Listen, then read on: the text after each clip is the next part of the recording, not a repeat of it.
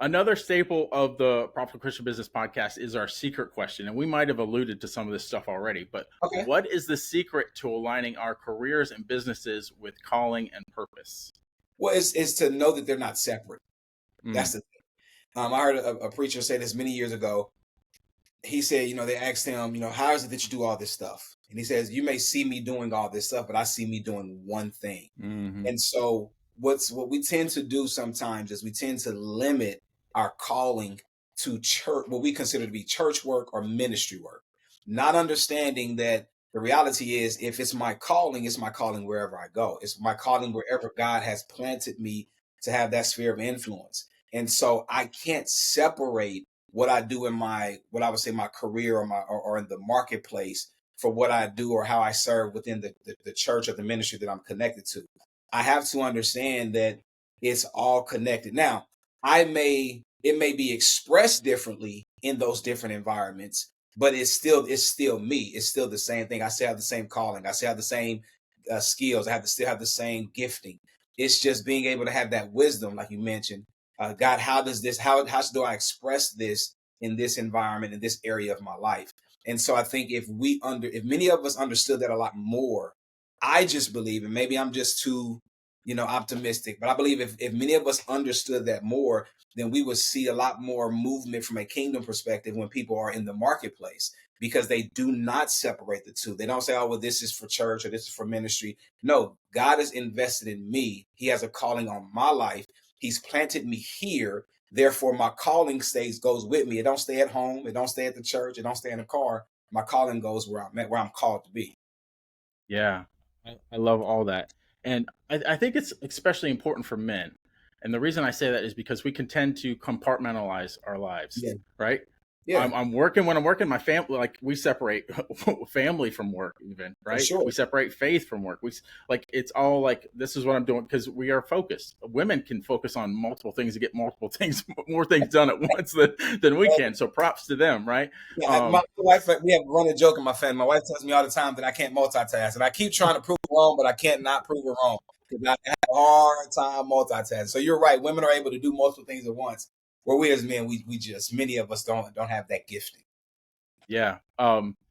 And there was something that I struggled with, and the reason the Profitable Christian Business Podcast and everything that we do even exists is because I had that conflict with God about faith in the marketplace. And I was like, God, you want me to reach the lost? How am I going to attract the lost when I'm throwing out my Christianity everywhere I go? But Yeah, basically, it just intertwined. I can't separate it. It's intertwined with everything that I do. yeah, So, yeah. No, 100%. I think one of the things one of my favorite quotes that I heard years ago too. He says, you preach and you teach to everyone you come in contact with, but you only use words when you have to.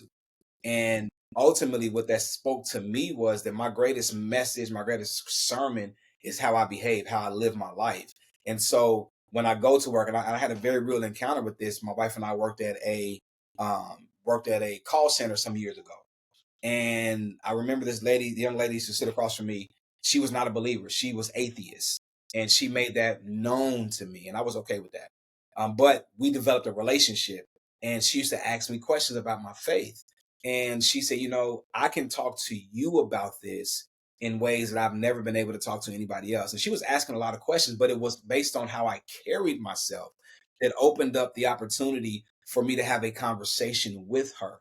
And to be honest with you, it was one day that I came in and I must have been annoyed or something because she pulled me to the side. She said, today you're a little bit shorter with the customers than you normally are. And so, I had to check myself because again, she was watching it. And mhm. so when we talk about carrying our faith, our Christianity, our belief in Jesus, wherever we go, it's not always going in trying to say something with our mouth. Our greatest witness sometimes can be how we carry ourselves when you're at your company that you work at and the managers or the job or the CEOs give bad news, well, we're going, we got to cut everybody's salary or whatever the case may be. How do you respond to that? How are you going to separate yourself? Because that's your witness. And then people will say, well, why aren't you upset? Or why aren't you panicking? And then you'll be able to articulate it from your mouth why that is. But you got their attention because of your behavior. Yeah, yeah, that's so good. And the other point about that is I love how you're talking about our Christian witness because some people will go out there and Bible thump and judge. And Yeah. it's, to me, it's all about building relationships, and we're all sinners. There's not a Yeah. one of us that is spotless, right? Yeah. So For when we sure. go out here in the community, we like, if a lot of our human nature is like, man, that person is like bad, right? Yeah. But how, look back at our own past, right? There, like, maybe we've grown as Christians, but there were times when someone might have been looking at us like that, right? Yeah, for sure. You said you got to build a relationship, right? Hmm. It's like we want to disciple someone without the relationship. That comes across as being a dictator or being Hmm. judgmental. Even Yeah. in our businesses, when a lot of businesses become profitable. Why? Because they build a relationship with their customers. Their customers grow to trust them that whatever Hmm. area of expertise, mine's finance or whatnot, whatever your area of expertise, they build that relationship with where they trust you. Now they're willing to listen to you. Same thing when it comes to discipleship. Some things when it comes to your witness. We have to build relationship with people first. And as we build relationship, now they give you permission to speak into their life. In business, now they give you permission to offer them a product. They give you permission to do whatever. It's the same thing. We have to build relationship there first. Yeah, yeah, so key. So I loved how you transitioned that, because it doesn't matter whether it's ministry or it's in business. The way that you win people to Christ, and you win people in business, is building those relationships. Yeah, So that's, 100%. That's so key. It is. I mean, if me and you are standing on the corner selling hats and somebody walks up that knows you, even if my hat is better, they'll probably buy from you because they mhm. know you. They have a relationship with you. My hat can be better than yours. They don't know me. They don't trust me. They don't have a relationship with you. To some degree, people, we understand that in business, but for whatever reason, again, separating, we don't understand that when it comes to ministry.